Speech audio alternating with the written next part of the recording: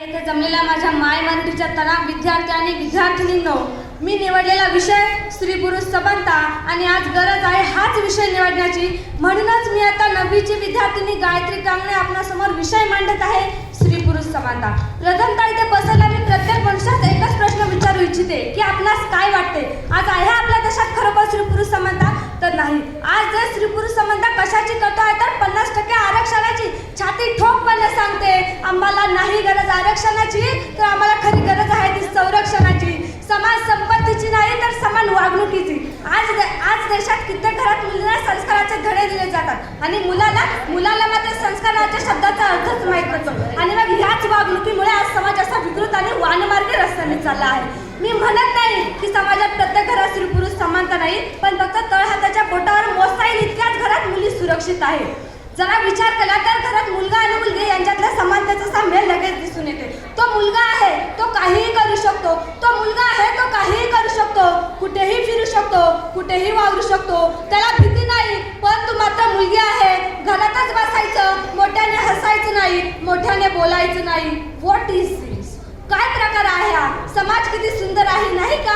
खूप प्रगतशील झाला आहे, अगदी अंतराळावर देखील जाऊन पोहोचला आहे. पण स्त्री पुरुष समानतेच्या बाबतीत फक्त गल्लीबोळात स्त्री पुरुष समानतेचे झेंडे मिळत आहे. स्त्री समानतेसाठी सत्य तो अजून अंधारातच आहे.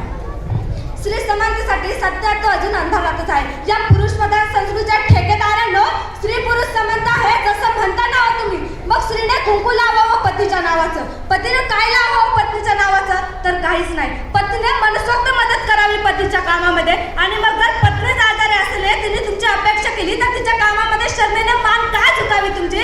जरा स्वतःचं आत्मपरीक्षण करा आणि विचारा स्वतःला, कुठे दिसते का तुम्हाला स्त्री पुरुष समानता? नाही ना? ते तर सोडा हो. अंधेरी वो रातें थी, अंधेरी वो रातें थी, चारों ओर उन गरीबों ने घेरा था, एक ने उसके मुंह पर हाथ रखा तो दूसरे ने उसका आंचल खींचा था. हो ती जोरदार ओरडत होती, गागत होती, कुणी मदत करा, कुणी मदत करा. हो ओरडून ओरडून सुन्न झाली हो. तरी तिला समज बोलत होता की इतक्या रात्री बाहेर काय करत होती? मेकअप केलेला होता, छोटे कपडे घातलेले होते. बोलण्यामागचं कारण फक्त इतकंच होतं की अत्याचार करणारे पुरुष होते आणि सहन करणारी स्त्री. या पुरुष प्रधान संस्कृतीच्या ठेकेदारांनो, हीच का आपली स्त्री पुरुष समानता? हो रात्री दारू पिण्याचं आणि बायकोला जोडायचं, मी म्हणते हीच का आपली स्त्री पुरुष समानता? हो कोणी सांगाल का मला हीच का आपली स्त्री पुरुष समानता? माझ्या बोलण्याचं कारण इतकंच आहे की आज समाजात जे काही घडत आहे ते खूप वाईट आहे. कुठेतरी मला इतकंच वाटतं की आपण जे संस्कार मुलींवर लागतो तेच संस्कार मुलांवर देखील लादा. नाहीतरी सतत समाजात असं काहीतरी घडत गेलं तर समाजाचा विकास कधीच घडू शकणार नाही. कारण फूल नाही धरती पर तो फल कहाँ से आएंगे? कारण समाजरूपी गाडी विकासाच्या दिशेने न्यायची असेल तर स्त्री पुरुष समानता ही स्त्री आणि पुरुष दोन्ही चाके फार महत्वाचे आहे, अन्यथा सर्व व्यर्थ आहे. म्हणून सांगते, समाजरूपी गाडी पुढे न्यायची असेल तर स्त्री पुरुष समानता असायलाच हवी. चला तर मग स्त्री पुरुष समानतेला अस्तित्वात आणूया, समाजाला विकासाच्या दिशेकडे नेऊया. स्त्री आणि पुरुष हे एकाच नाण्याच्या दोन बाजू आहे, एकाच गाडीची दोन चाके आहे.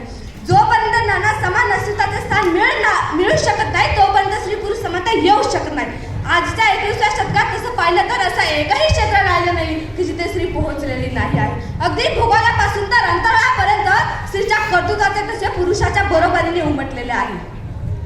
स्त्रीच्या कर्तृत्वाचे ठसे तिच्या बरोबरीने उमटलेला आहे. प्रश्न स्त्रीच्या कर्तृत्वाचा तर मुळीच नाही, पण योग्यतेचाही नाही. कारण कर्तृत्व आणि योग्यतेवर स्त्री पुरुषाच्या बरोबरीने उभी आहे.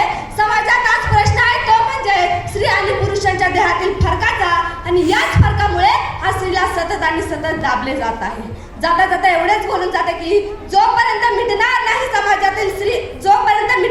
समाजातील लिंगभेदाची असमानता, जोपर्यंत मिटणार नाही समाजातील लिंगभेदाची असमानता, तोपर्यंत येऊ शकत नाही स्त्री पुरुष समानता, तोपर्यंत येऊ शकत नाही स्त्री पुरुष समानता. धन्यवाद.